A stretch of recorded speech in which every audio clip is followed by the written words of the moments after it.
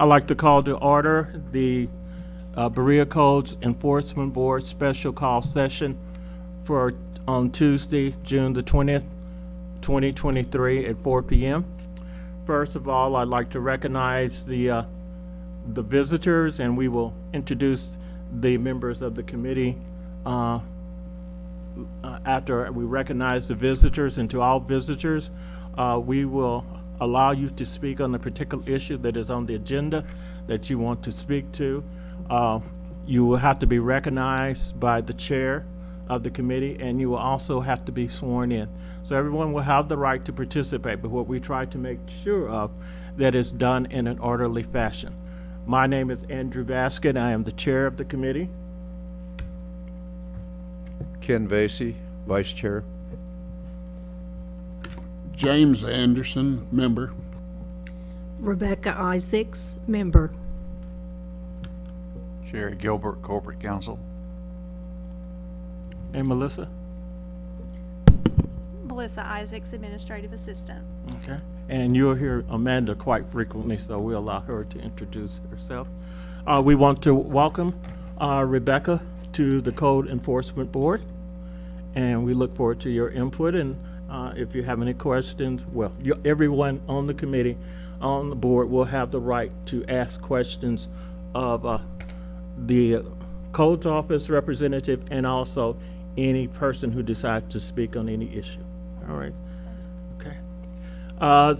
Item number 3 on the agenda is election of officers, and normally at this time we allow Amanda to preside over the meeting. At this time, I would like to take nominations for chairman of the Code Enforcement Board. Yes, Mr. Anderson? Mr. Baskin. All right, Mr. Baskin, do you accept the nomination for president? Or, I'm sorry, chairman? Yes, I do. Thank you. Are there other nominations for chairman? Okay. Nominations will close, and we will do this with a voice vote. All in favor of Mr. Baskin as chairman of the Code Enforcement Board, please say aye. Aye. Thank you. And at this time, I will take nominations for vice chair. So this position would fill in the absence of Mr. Baskin as chairman. I nominate Ken Vasey for vice chair. Ken, do you accept the nomination for vice chair? As long as Mr. Baskin is not absent.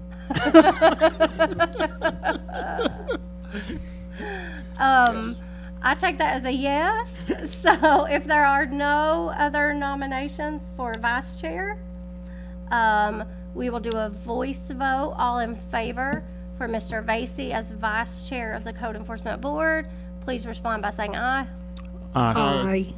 Thank you. And that's all we have for this board. Okay.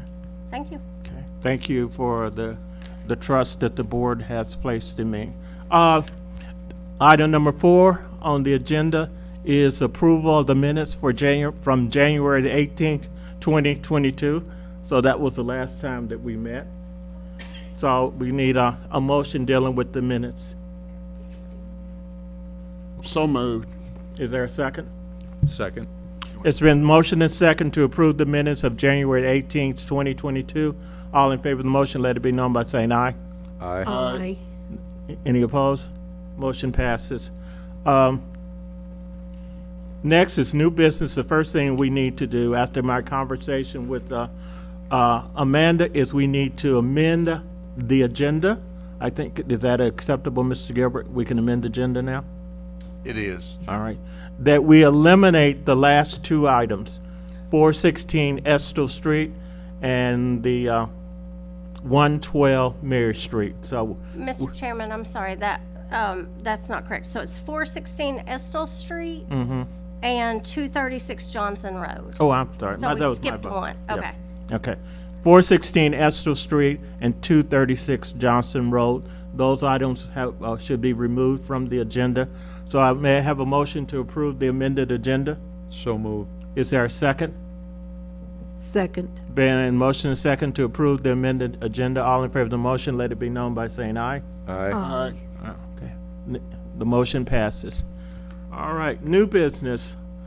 First one is item, did you want to make some comments before we deal with the Pinnacle View Drive?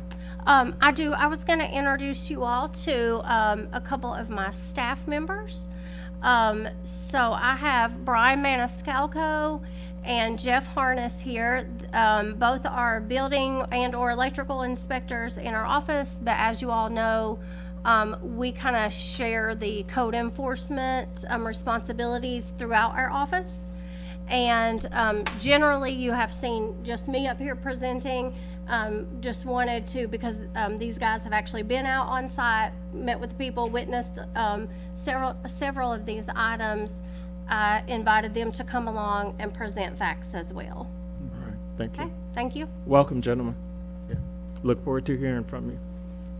All right, the first item on the agenda involves 324 Pinnacle View Drive, and I'll turn it over to Amanda, but first, Mr. Gilbert, would you swear in, please?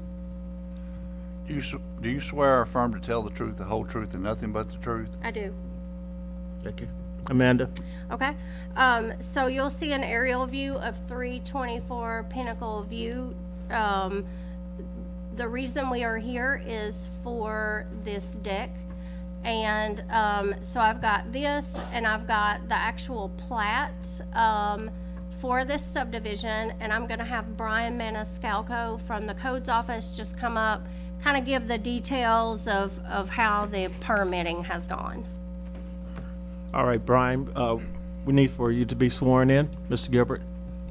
Do you swear or affirm to tell the truth, the whole truth, and nothing but the truth? I do.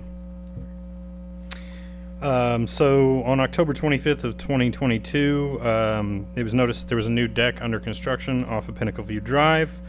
Upon further investigation, it was discovered that the existing deck was demolished and new construction on a larger deck commenced without applying for any permits. We left a stop work order at the home, and that was it for that date. Then on 11/28/2022, I visited the house and spoke to Miss Danielle Harris at the home about what was needed to apply for permits. She expressed an intent to apply for a deck permit. All necessary forms were emailed to her, and they did submit for a deck permit with drawings and a site plan. During review of these documents, we discovered that the deck was built over the existing utility and drainage easements, and I reached out to them to let them know that they had some issues with easements on the front corner of that deck, along with the staircase coming down. Due to the fact that it's a corner lot, there's a 25-foot setback on both sides, both the front and the side of the house where the deck is built. I exchanged with Stephen Harris over text a few times about setting up a meeting on site, and met with him at the property on December 14th of 2022. I brought the plat with me and easements. We took measurements from several points along the property line to the new deck to show it was over the easements. At that time, I explained that they could either apply for a variance, get a survey and build within the stakes, reconstruct to the dimensions of the existing deck that was there, or alter the new deck to be outside the easements. The agreement we came to was that they would consider the options and resubmit when they had come up with a solution. So just to give a little more, I want to show you guys just a couple pictures, just so you have a little better idea. So this is the new deck, and with this aerial photography, I'm able to go back a few years, and so we can see what was there before. And what you see is just a small, more or less a stoop coming out that door, and then a set of stairs down. This was the stairs, the staircase in this particular arrangement of the deck was encroaching into the setback already, from what I Yes. understand. Yeah, Okay, just so- the bottom of it, but it was existing. Yep, so this would have been encroaching down here into the easement and front yard setback. And so what's happened is they have enlarged it to obviously make it more non-compliant. If we look at the plat, I'm gonna try to zoom in enough for you all to see.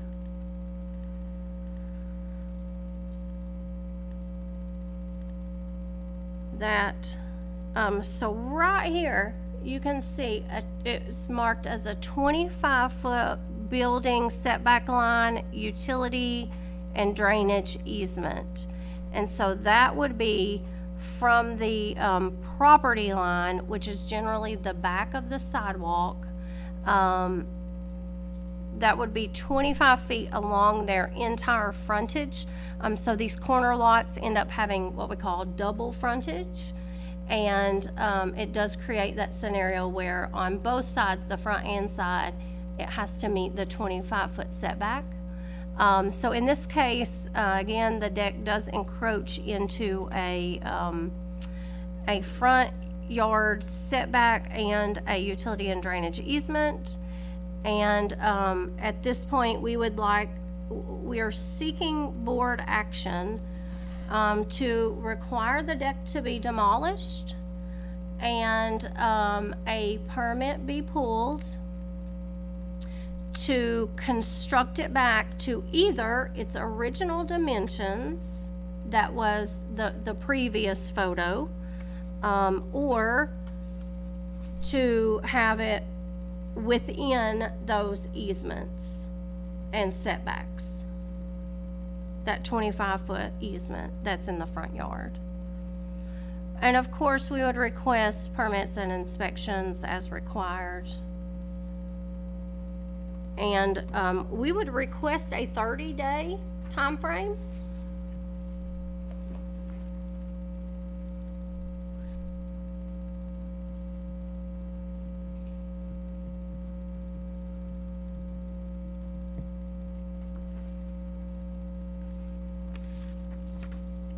Okay.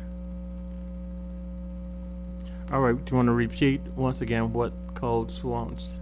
The codes office is seeking an order from the board to require the property owners to demolish the deck and obtain the necessary permits and inspections as required to build it back within the easements, within the 25-foot building line / easement, or to its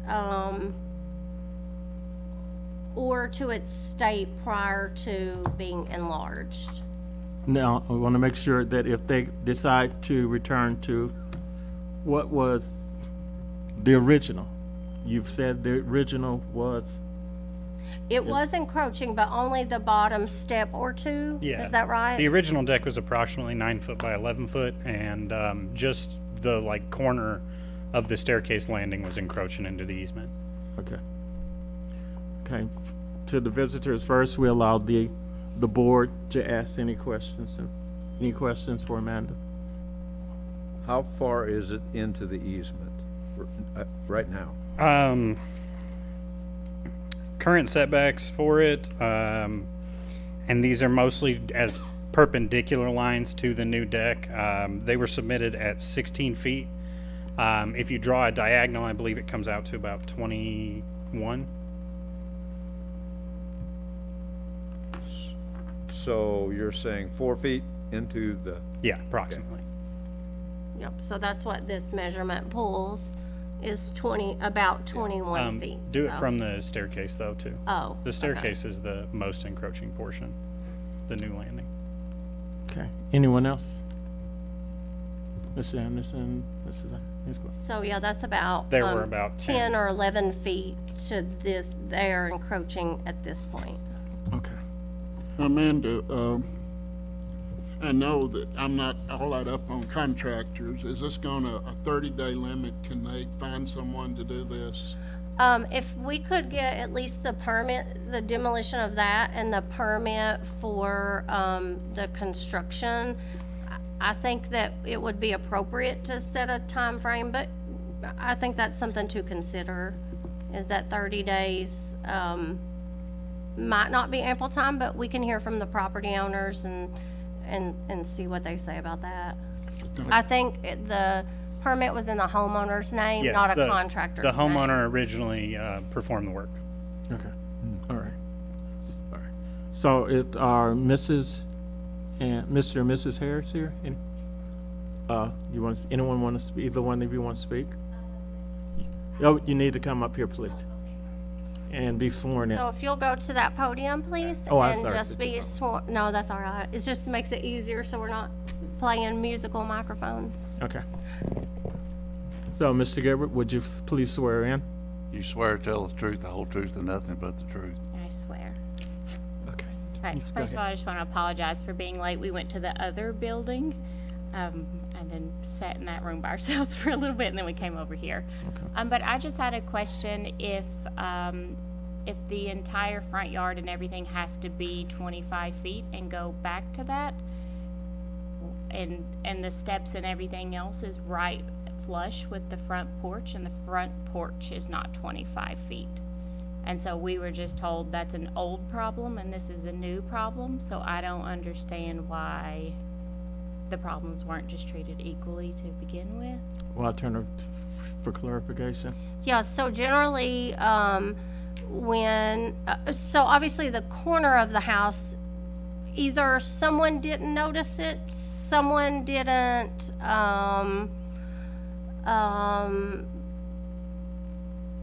measure right. I'm not sure what the original problem was, but you're exactly right. So let's pull a measurement from the corner of the house. And it looks like it is about 20 feet encroaching.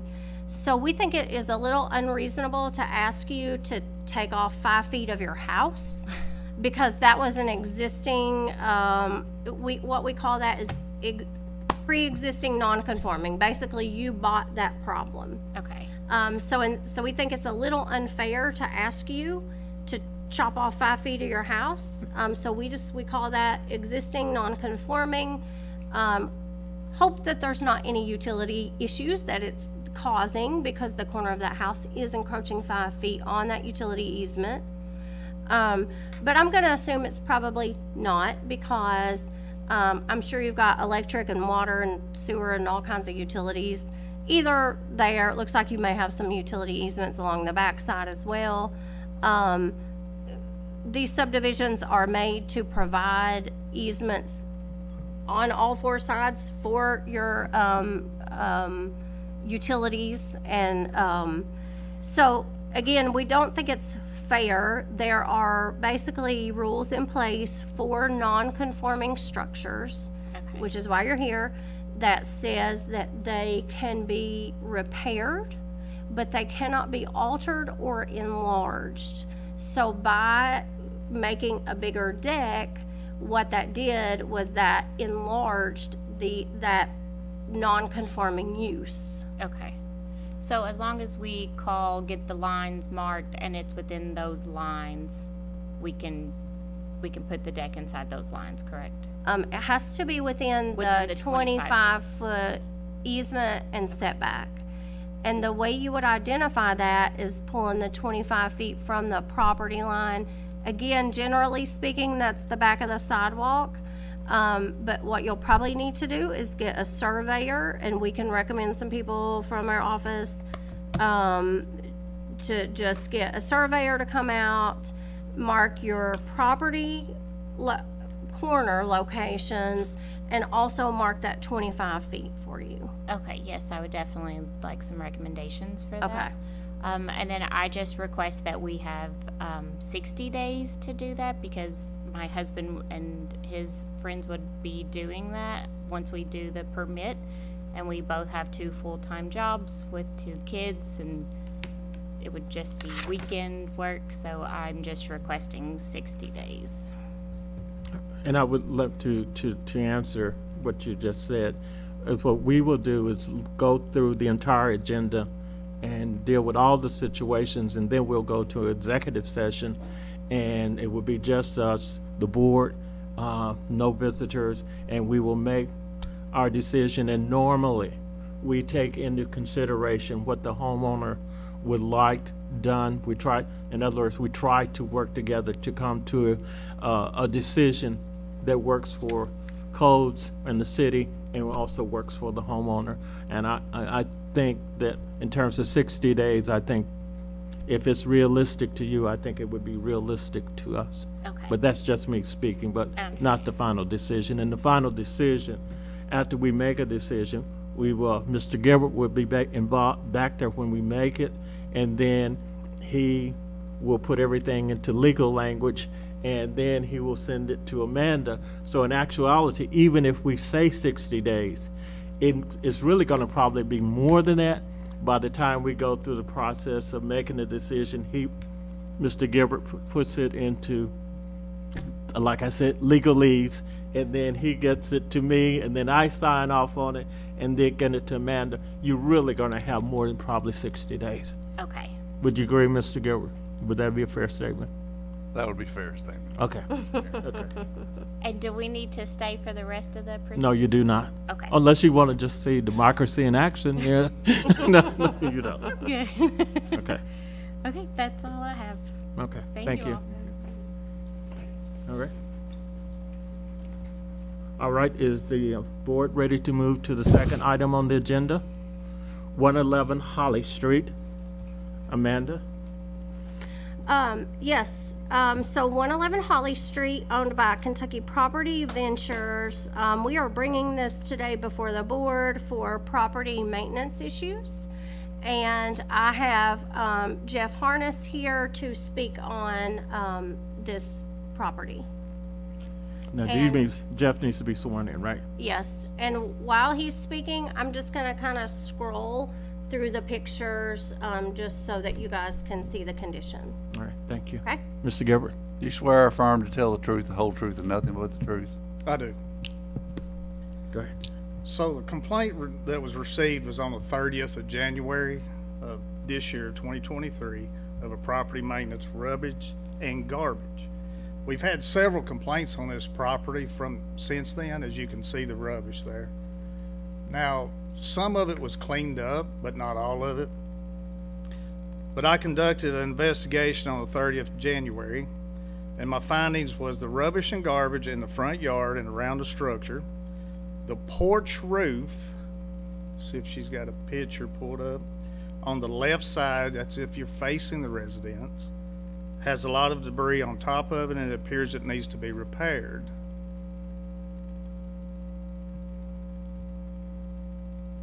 As you can see there in the photo. The retaining wall on the left side, if you're facing, is leaning substantially, lost integrity and strength, and has separated. If you can see the retaining wall, and I think there's another photo, the one prior or before.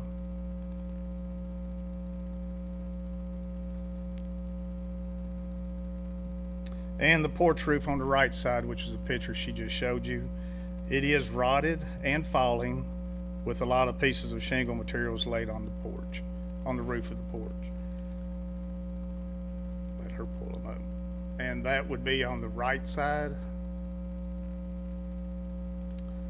So I sent a notification of the violation, and I mailed it on the 30th of January, 2023. The owner of this said property arrived at the Berea Codes office and requested for an extension for the 30th of March, 2023, in which I did grant. There is the retaining wall, as you all can see it. I did grant the extension to March the 30th. I've been out there 2 or 3 times since then, and as of today, there's been no progress has been made on the property. So what I'm requesting, the Codes Enforcement Board permission to board up all the windows and doors, removal of the porch overhangs on the left and right side, and dispose of all foreign matters. The structure seems to be in good condition. I don't believe, me and Miss Haney, we spoke about it, I don't believe that the structure actually needs to be demolished. I think it can be saved. It just, a few things need to be cleaned up. And All right, so once again, to board up windows, and what are the other 2 things that you're requesting?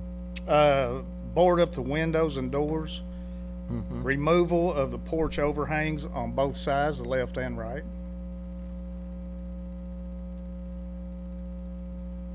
and have all of the foreign matters disposed of.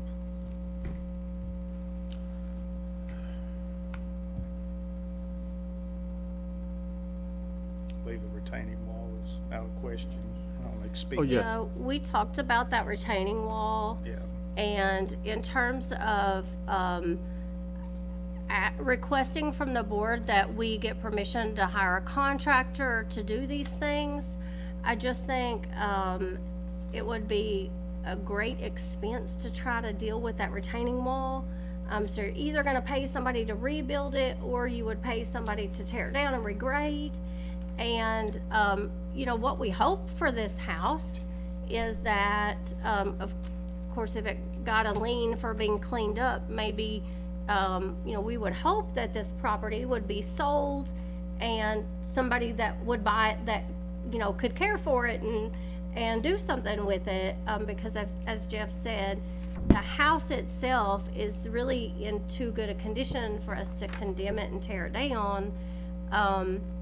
But we certainly know that it's been an eyesore for the neighborhood, and, you know, they have to drive by this. And what happened, it kind of started, they worked on it for maybe a month, Yeah. and then just kind of walked away. We haven't been able to make contact with anyone since. Okay.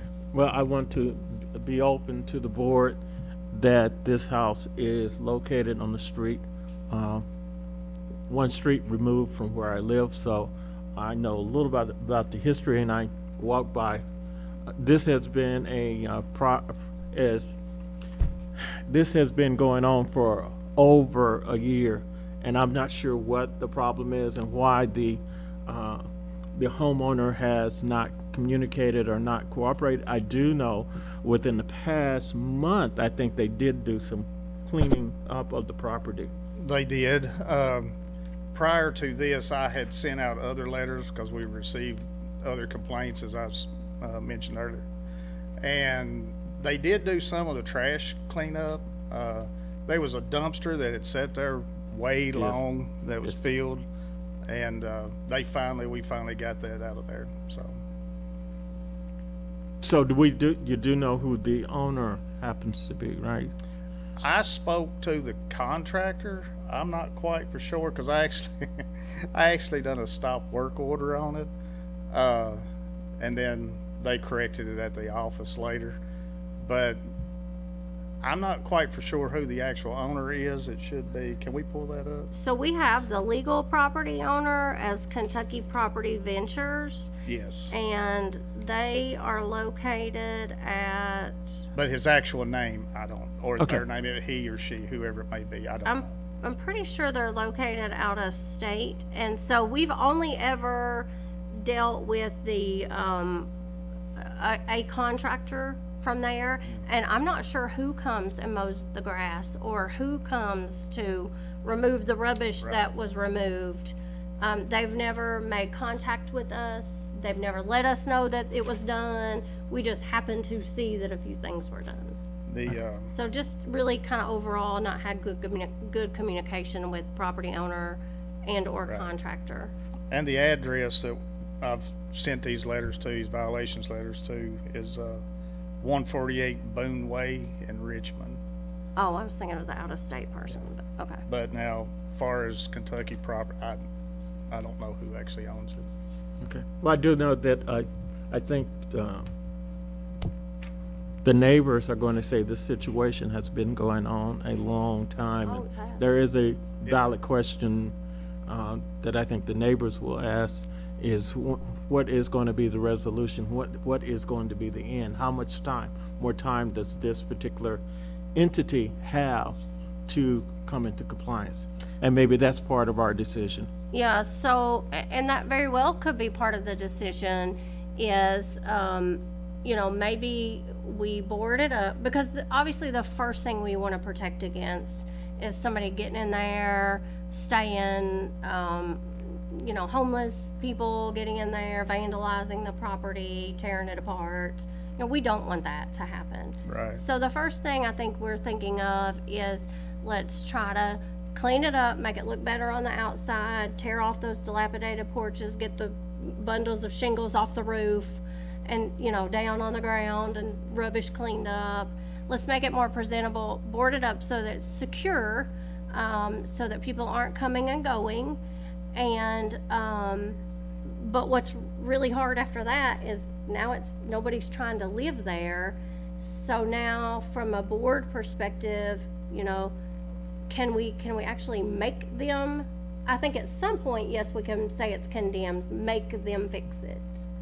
But that's really only when the repairs are at 50%. Now, of the fair market value of the home. Repairs needed have to be 50% of fair market value. So that house sits empty, and at some point in time, that's going to be the case. I just don't know a timeline to recommend to say it can only be boarded up for so long and you have to do something with it. Okay. All right. Other board members? Amanda, is any evidence people are staying in there? We've had this problem before, as you know. No, so far, we haven't heard of anybody. Okay. Now, the neighbors might, say differently, but I don't know that that's the case. Thank you. Well, I know we have neighbors. Which one wants to speak? Both of you can speak, or?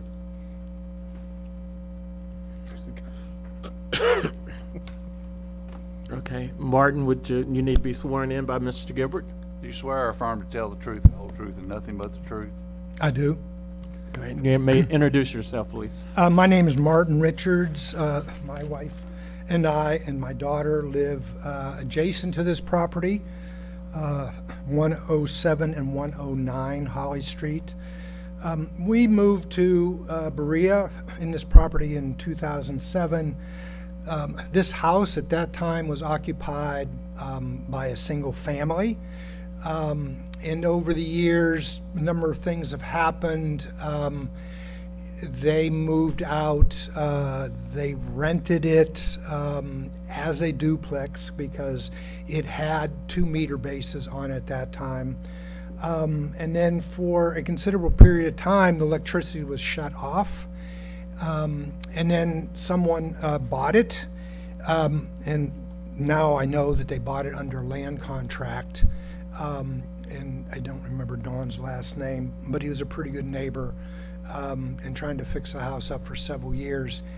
He was evicted in May of 2021, and the house has not been inhabited since that time. A new dual meter base was put in, I think, before he bought the property. Because the intention was for and in fact his mother lived in the basement, lower level, and he lived in the upper level. I like to say in our neighborhood, we're pretty good, close-knit group of neighbors. We look out for each other. I think all of us are pretty respectful. This new owner is not that. And over these last 2 years, the debris from a storm, I'm always picking up trash in our yard from that house. And then, part of the situation with that property is there is no off-street parking, and there is no way to get equipment into the backyard. So we've had a number of instances where our property was used as access to this property and became so bad that we put up that fence that was in that one piece. And yet, that did not deter folks. This recent cleanup that they did a month or so ago, again, used our property, and then when I had words with them, they used another neighbor's property to get access to the backyard. So it's been an ongoing problem, and the weeds will grow up. There's a number of noxious weeds that we're now fighting in our yard. And then last year there were raccoons and there were possums that were living in that property too. And so it has been an ongoing issue. I do, and I spoke a while back with Amanda about this, but I would also contend this property is zoned R1. It was an existing non-conforming as a duplex. But under, 405 in the land ordinance, specifically 405.2, any abandonment of non-conforming use for a period of more than 6 months will result in the property being required to conform to existing land use requirements regarding appropriate use. From my reading of this piece of property should revert back to a single-use family, which is far more appropriate to the neighborhood and to the given circumstances that there is no off-street parking. And for example, for a brief 6-month period when it was used as a duplex, we had cars parked all across our property in the front, including in the front of our house, and we're dealing with a considerable amount of trash because they were actually college kids living there for all that. So, so that's our perspective, and I think, Mr. Baskins, you said it right. Is like, that's our big concern, is like, what is eventually going to happen to this piece of property, right? I mean, yes, it is an eyesore. Yes, we would appreciate it cleaned up, honestly, and boarded up. That we haven't seen, there's nobody that's tried to live in there, no two-legged folks anyway, has tried to live in there. But honestly, a boarded up house is not going to look good, and is not going to help our property values. Not that we're looking to sell, anytime in the near future, but it, anyway. Kate, did I cover everything? If you speak, Kate, do you want to speak, Kate? Yes. Swear her in. Do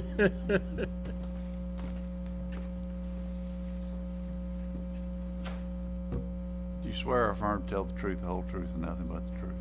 I do. We can take questions from the audience now, if you'd like. The only thing I would add to what Martin... You want to introduce yourself? My name's Kate McClanahan. I'm Martin's wife. I live next door at 107 Holly Street. The only thing that Martin didn't mention that I would add, this is just for the board's information, is that, and timeline, I'm not 100% sure of this timeline, but I believe it's about 2 months ago. They showed up, the owner showed up with a flatbed and a crew, a small crew, and took all of the appliances, cabinets, everything out of the house. So I don't know, what that means or what.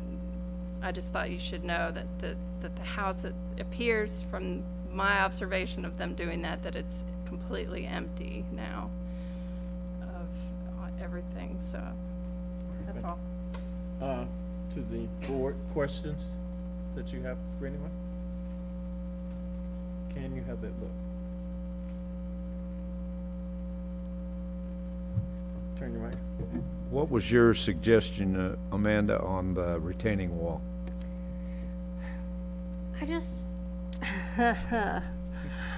I think we ought to put some caution tape or something. So what I would do in the interim is, and again, I know this is not going to look good, but for the neighbors, but just think from a safety perspective, we should, when we board the windows up, if we are permitted to board the windows up, clean the rubbish, at least run like a construction safety fence on both sides of it or something, just so that, it's trespassers if somebody is on the property, but we don't want to get somebody hurt. Yes. So I just don't think I also don't think it's, I think it would just cost so much for the city to get that repaired. And I don't see either way being a good solution, either tearing it down or having it rebuilt. But that's what it needs. Mr. Chairman, that retaining wall is very bad shape. In fact, I don't know where it was or when it was, but within the last 6 months, I've been monitoring it. It's because it's slowly getting worse. In fact, you probably couldn't see it. There's a short section that goes back to the house, and the gas meter was right there. I was concerned that piece of wall was going to fall over, knock the gas meter loose and we'd have a big gas thing. And I think I called Code's office and Delta Gas came up and pulled that meter off of there out of that concern. There is one single steel post that is leaning up against that wall. In fact, I think if you took that steel post out, that wall would fall down on its own. So that's just that other reference. And I know from Mrs. Isaacs, since you're new, that if we make a recommendation that's going to entail work, Amanda and the codes office will either hire a contractor or the city will do it, and the city will put a lien on the property. So, and of course, I guess the lien stays there until the property is sold, and we don't know when that may be. So I think that's what Amanda is saying. If we decide to tear down the retaining wall, then somebody's gonna do it, but then somebody's gonna have to pay for it, and it will be a lien placed against the property, but we don't know if and when the property would be sold. And that's very much a residential neighborhood, isn't it, with children and young people, and it's just a matter of time, a vacant place like that for young folks to Yeah, visit. if I'm not mistaken, I definitely think there are children next door. Yes. Yes, this is behind Hayes Furniture, one street down behind Hayes for. Okay. Any other questions or comments? Amanda Richardson? All right, thank you. And like I said, the process is decision will be sent in writing to Amanda, and she decide how to let the community know. All right, thank you. All right, 115 Blythe Court. Amanda? Give me just a moment to get my map updated here. You want me to go ahead? And so we will do the same with this one. So here's an aerial view of the property. Of course, Blythe Court is just off of Menelaus Road. And here is Brooklyn Boulevard going into Central Park subdivision.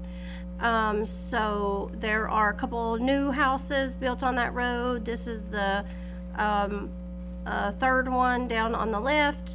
In a residential zone. And Jeff, I'm gonna scroll through some pictures and Jeff will kind of walk you through what has transpired. Okay, so this complaint, we've had several complaints on this property over the time that I've been with the codes office, almost 2 years. This complaint here was the 22nd of February, 2023. The complaint was the residence has deteriorated to a point it has become dangerous, unsafe, and insanitary for human habitation. That's under Property Maintenance Code 110.1. And like I said, we've had several complaints of this. Actually, when I was policing here in Berea, I actually received complaints on it, and I actually talked to him over met him out there where kids had broke out the windows of this residence. I don't know if you remember. Yeah, that's been a couple of years ago. So the investigation was conducted on the same day, the 22nd of February. And my findings is the investigation as shown, and that's by the pictures that she's showing you, the residence is indeed deteriorate to a point it has become dangerous, unsafe, and I can never pronounce that word right. Unsanitary. Unsanitary. Unsanitary, Yes. I think it is. Thank you. Not insane. Not insanitary. Unsanitary for human habitation. Most of the windows have been broken out, allowing the weather to enter inside the structure for several months. Actually, I think it's been a couple of years, or actually over a couple of years now. And it appears to have foundation problems in the front. The windows are broken out of the rear closed-in porch and appears to have some separation from the main structure. There should be a picture of that in there somewhere. and the roof is sagging inward in several places, which leads to either the trusses or what it may be, rafters are sagging. So I sent a notice out of the demolition. I mailed it on the 22nd of February 2023. And the owner of the said property has spoken to Miss Haney by phone of this issue. Miss Haney has asked the said owner to board up and secure the structure. Now, I don't know the rest of that conversation. And I have been advised that the owner wants to extend the time to get a grant to repair the house. As of today, there's been no other progress made to the home. So I'm requesting the Code Enforcement Board a date for the structure to be demoed, such as an example, 30 to 60 days. Because there have been 2 new single-family dwellings which have been built beside the structure, and the overall condition of this structure.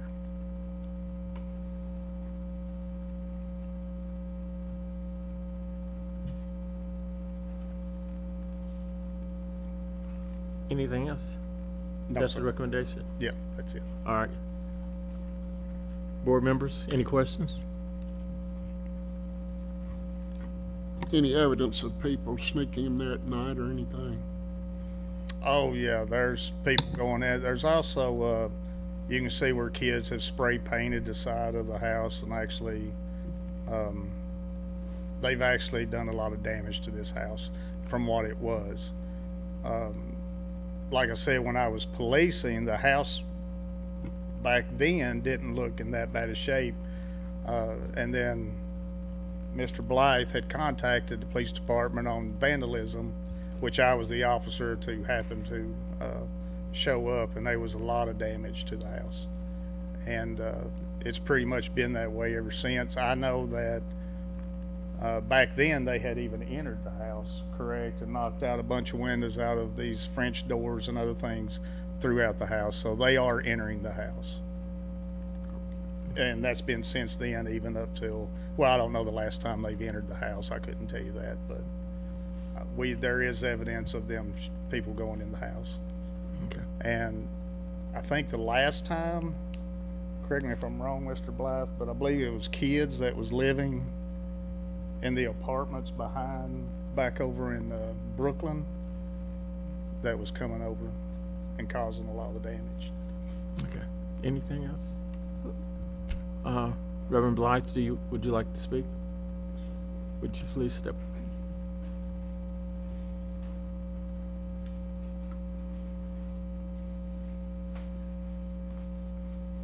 Mr. Gilbert? You swear or affirm to tell the truth, the whole truth, and nothing but the truth? Thank you, sir. All right. Go ahead and introduce yourself, please.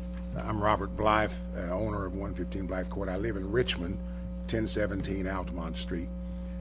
Obviously, there's some family connection. Let me try to do this quickly, which is a miracle. Let me say this. Thank you for the work you do, and I don't mean that to fluff you. What I'm saying is I just finished a funeral, and I just ran over from the cemetery. So if I start saying for as much as this please Almighty God, I'm reading from the wrong page. But let me try to very quickly, because this is actually a sentimental matter. I just left one of my cousins who was actually involved, Sharon Richards, who was an archivist and research and so on. She's a Blythe, 3 generations back. Her grandmother is, in fact, one of the residents of Blythe Court. She had not gotten to build her house. They were children of Charles Henry Blythe, who's a part of Maria's history, but that's part of why I needed to come over. When Lena Mae Blythe, who was the widow of Robert Blythe, the principal of the Middletown School, when Cousin Lena Mae died, her estate, I believe, went to the college, but there was an auction to the 2 houses she owned on Blythe Court. I purchased both of them at the auction because the name was on it. In fact, that very house, 115, my name was on the mailbox, Robert Blythe, because that's where Professor Robert Blythe had lived. Thanks for the update, because over the past few years since I've owned it, it was rented for several years by the same family. And then when they moved out and purchased a Habitat home, my house was left vacant for a while, and there was some work that needed to be done. Well, it sat and sat and sat. And I did not come, I came to apologize, because I obviously have a great appreciation when I said for the work that you do for the beauty of the city of Richmond, and no less the city of Berea. So, but those windows were broken by some children in the neighborhood. I got a call one afternoon from the gentleman who lives across the street, and he said, "You need to get up here." I know somebody had to know who did that, but nevertheless, I filed a report with the police department. Yes. Since that time, a couple of things I have actually done. One, I had a young fella about 2 or 3 weeks after that who came over and covered all of the windows. Now you saw it from the pictures. Every window in that house was broken.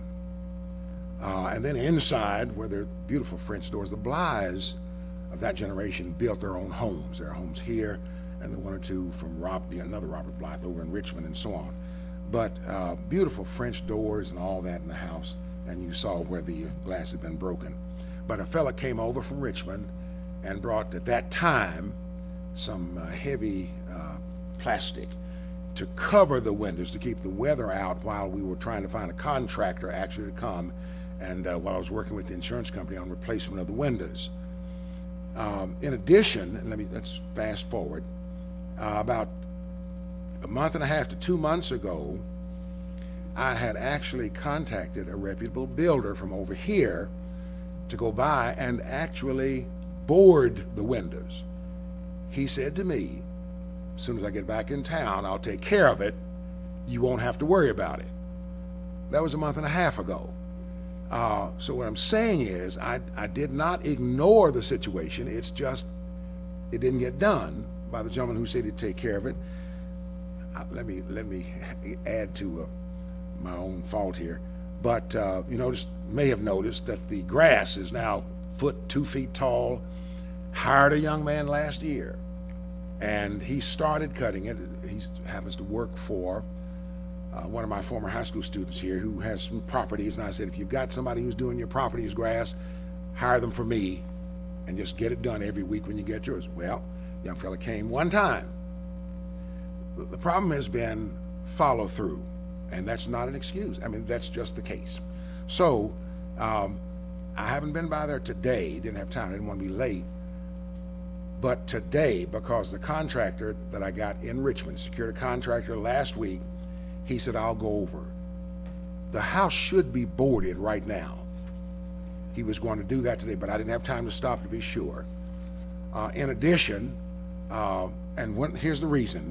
Let me get finished quickly. That house is the last of the homes of the children of Charles Henry Blythe. Sharon and I have been trying to get a preservation grant, if possible, because of the historic nature of that house when coupled with the history of the Middletown School. I have learned everything that's old is not antique. That's not what I'm saying, but that house has historic significance. Now, it is insanitary. It is it is unsanitary. And let me see what else I've done in the past 24 hours, because I've done it twice. One of the reasons why that house would be dangerous is because there's a basement, which has a sump pump, but because the electricity is not on, no sump pump, right? And the water accumulated. I had it pumped out for a second time. In fact, the young fellow did it for me yesterday. So the other thing, and he showed me what he thought was really allowing the water in, but that was one thing I'm sure would contribute to the fact that it was dangerous with kids in the area, and kids could go downstairs. I think yesterday it wasn't so bad as it had been. It was maybe 18 inches or so, but I've been in that house about a year or so ago when that water had accumulated up to the floor, the upstairs floor, and I knew then, you know, that, but anyway, no excuses. So that's pumped out, and I wanted it pumped out before we boarded, because I wanted it secured. The other thing that delayed me is I told the contractor last week, and Amanda and I want to thank you and Melissa for your assistance, but I talked with Amanda before I confirmed the contractor.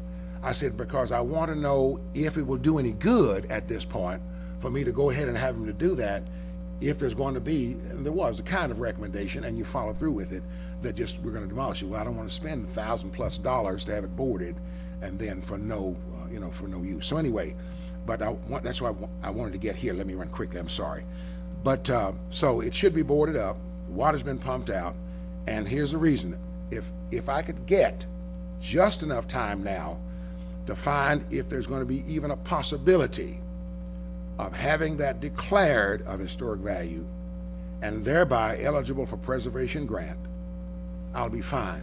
I had almost made up my mind just to bring it down, but I was asked to give just one more consideration. I would anticipate, and this is really stretching it out there, because in the next couple of weeks we'll know something, hopefully, not 100% about money, but some direction. If we could get max of 3-4 months, I think either that house will be down or something will be underway to get it back to some kind of condition. It's in terrible condition. But again, it's the last standing house of one of the children of Charles Henry Blythe. It does have historical significance for the city of Berea.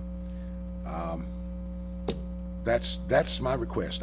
If that can be considered, I guarantee you that something will be done one way or another. It'll come down, or we will all know in writing that it's worth keeping, because the other thing I want to do is get another, and maybe you can go with me, but get another contractor to give an intense and specific assessment of the condition of that house. One of the reasons is because with the water having been in it as it has, I want to find out if that foundation has been undermined. And if that's the case, we'll know pretty much what we got to do. Now, what about, isn't there a hole in the roof? No, I don't think any holes in the roof, but it is sagging. It's, like definitely had some leaks over the years. Over the years, and I think even after I bought it, it was already sagging just a bit, because I've not replaced the roof that is on there now since I've had it. And I think, if my mind serves me correctly, I think because Lena Mae died back in 1990, I've had it for a long time, before the street was even paved. Yeah. All right, so there are problems then with the roof. Yes, there are. Okay. I mean, I assume I've not, but yes, I would assume there are. Any, Are you go ahead. still planning on getting it boarded up as soon as possible?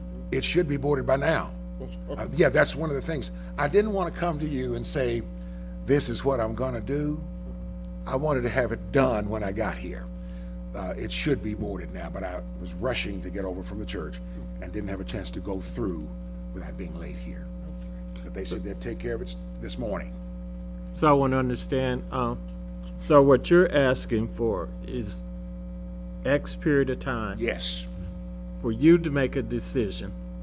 To get the information I need, yes, sir. Make And that decision. would you be acceptable if we say if it's not done by that period of time, that we give It's coming down. Yes, sir. Coast the right to demolish it? Yes, sir. I'll get it done myself. This is not the decision, that decision. No, I we understand want what to you're make. saying. If. Okay, Yes, sir. so that's acceptable to you? Yes, If sir. we decide that? Yes, sir. Okay. Any questions for anyone else? Mr. Chair, that's why I brought, I had two. This is Robert Blythe's house. Up on the corner where there's now a new house, I sold that lot. It was John Blythe's house. Okay.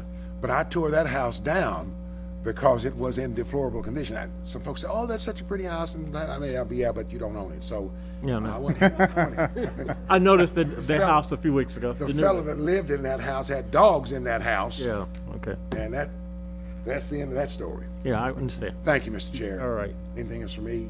Okay. You can go back and take care of City of Richmond. Let me stay over here. Thank you. Thank you very much. Okay. All right, the next item on the agenda involves 355 Brook Green Drive.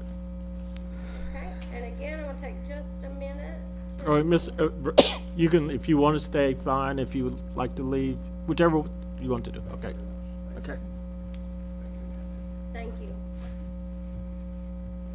Let me go ahead.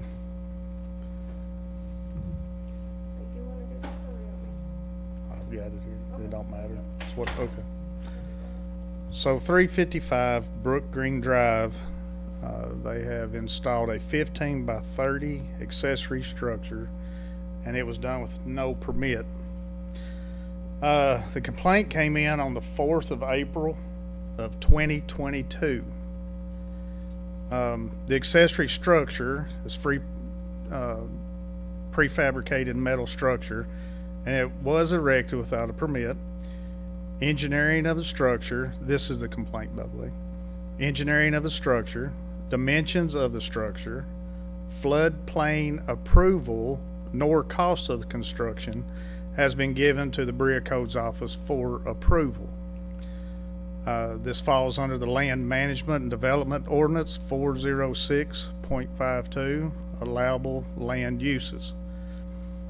So, investigation was conducted on the 4th of April, 2022, and the findings was the metal structure had been erected and was being occupied, and as of today, far as I know, it's still being occupied. Residence. No, Just it's used as not sto- occupied, but used as a storage building. Right, used as a storage building. So a notification was mailed on the 4th of April, 2022. On the 25th of April, 2022, the owner of the said property had spoken to Ms. Haney by phone of this issue and asked for an extension. Ms. Haney granted an extension for 2 weeks until the 6th of May, 2022, to have the structure in compliance. The first application I mailed to the owner was the wrong application, so this kind of pushed us off a few days. And once the mistake was realized, I emailed the owner the correct application. Along with that application was informed of the floodplain requirements, which consist of elevation, the structure, 2 foot above the floodplain, or the use of proper flood vents, which requires an elevation certificate from a surveyor, and advised the owner I need a stamped engineering plan for the structure. The owner did submit the application in April of 2022, although none of the other documents needed has been submitted to this date. As of this date, no progress has been made to bring it up to compliance. So I am requesting the Code Enforcement Board a removal of the building or proper permits, inspections, a surveyor certificate because of the floodplain, a stamped engineering plans for the building, and requesting it to be completed within 60 days. Did I miss anything there on All right, so you want to go over that again? Oh, Typing those little, that? Which part?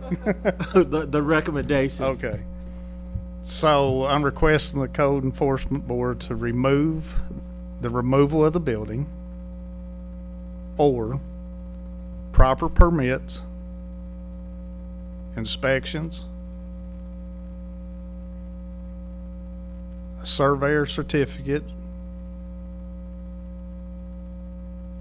where it's in a floodplain, stamped engineering plans for the building, and for it to be completed within 60 days.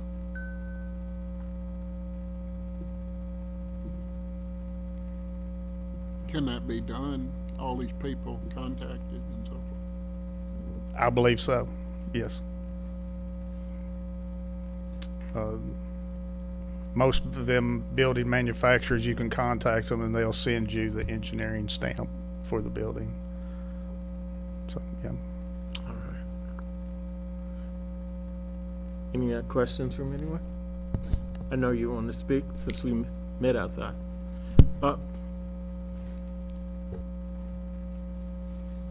Do you swear or affirm to tell the truth, the whole truth, and nothing but the truth? I do. I haven't said I do since I got married 14 years ago. Introduce yourself, please. My name is Angela Hieronymus. I am one of the owners of 355 Brook Green Drive, along with my husband, which was unable to attend because he got called into a meeting.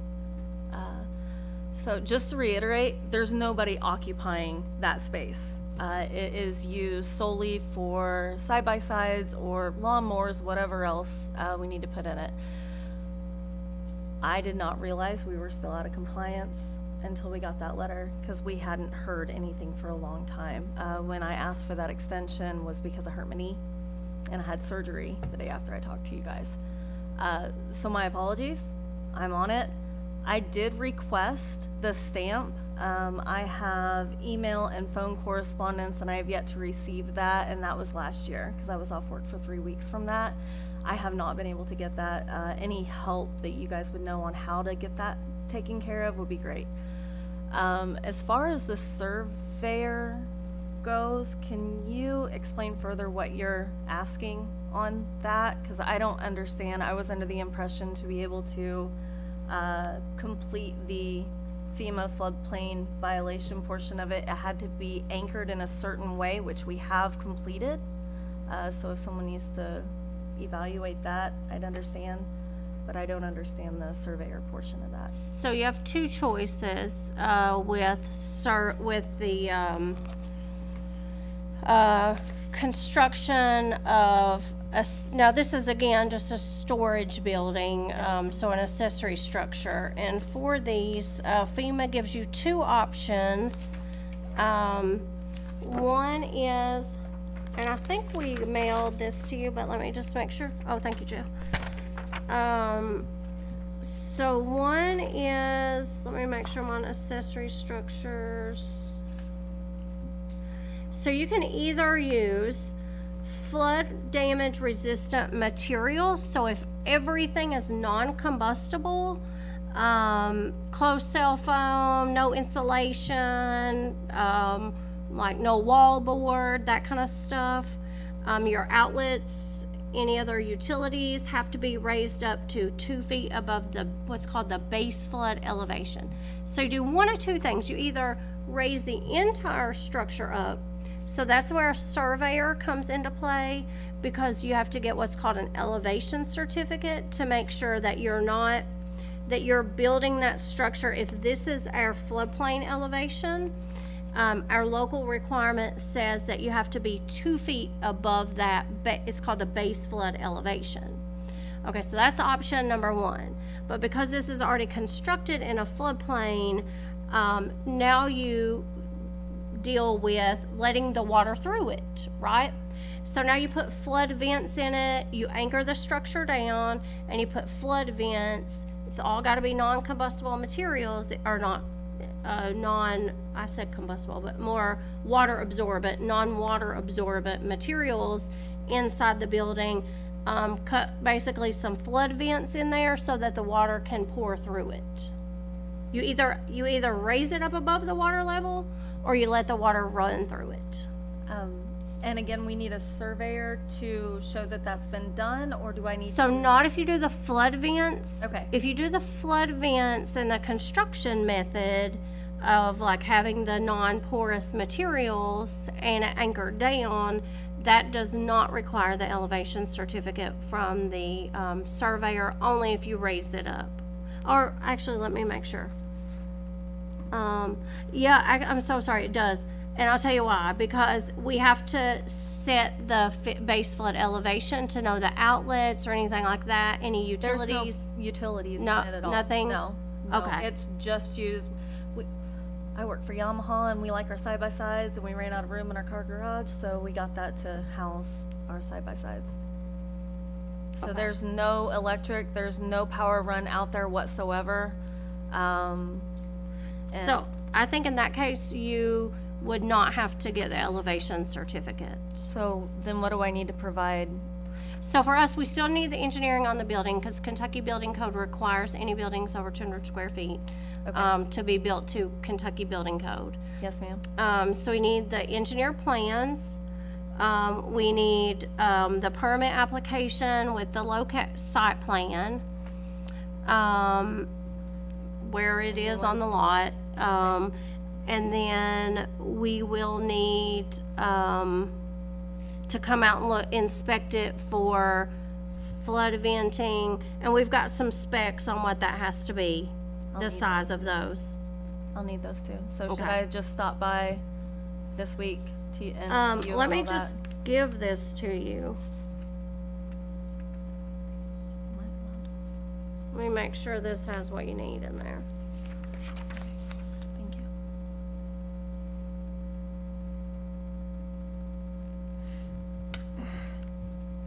And as I stated, since you've been here from the beginning, we will make a decision later. And even if we say 60 days, like they suggested, or say 90 days, it's actually going to be more time than that by the time we go through the process of notification.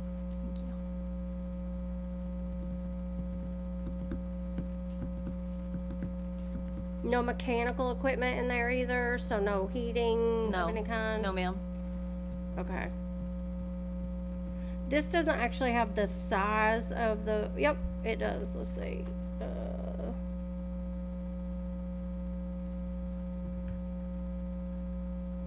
I'll have to send you the size of that.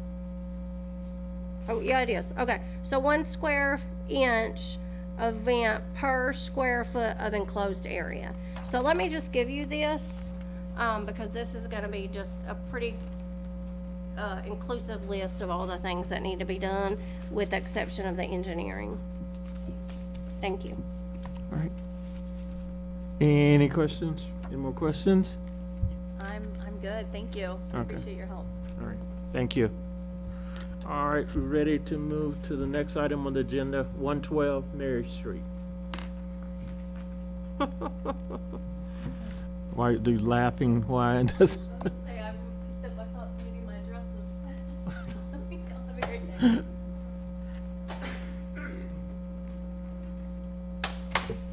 So 112 Mary Street is a rubbish and garbage complaint. Received it on the 16th of March, 2023. That's going to be a property maintenance under 308.1. The complaint was trash always all over the yard and blowing around the neighborhood. And you can see the trash from Shirley Street. I conducted an investigation on the 17th of March, 2023. The findings is the investigation has shown there is indeed a lot of garbage and rubbish on the side yard and in the rear yard of Shirley Street side. There is a numerous bags of aluminum cans, and some are torn open, scattering around the community. There are bags of what appears to be household garbage in the area and in the rear yard, and there is rubbish in the yard as well. A notification was mailed on the 17th of March, 2023. On the 24th of March, 2023, I spoke to the owner in person at his residence. I advised him I was there to issue a citation because he had failed to comply with the violation letter which had been mailed to him. I advised him the property had to be cleaned up, and I even went over the things in his yard which needed to be cleaned. He advised that he had a medical problem and was unable to do a lot each day, and he requested for an extension for the 5th of April, 2023, in which I did grant. On the 5th of April, 2023, I returned for the second time. For the first time, and observed he had picked some of the rubbish and trash up, located, and loaded it onto a flatbed trailer. Of course, all of it was not cleaned up. On the 10th of April, 2023, I returned for the second time. This is 5 days after the final day of the extension agreement. The property looked the same as it did on the 5th of April, 2023. On the 10th of April, 2023, I cited the owner for the rubbish or garbage on and around his property. On the 30th of May, 2023, I returned for a third time to investigate to see if the owner had made any effort to clean the property. The owner has failed to do so, and if you can pull up the pictures, I don't know if you were showing them as I was going or not, but if you can see the pictures. So the citation is $100 per day, and it has been 71 days since I issued the citation, and that which comes to $7,100 in fines. So I'm requesting the Code Enforcement Board. As you can see, that's a huge pile there, if you look at the screen. I'm requesting the Codes Enforcement Board permission to hire a contractor to remove any and all rubbish and garbage, assess the fines, and place a lien against the property.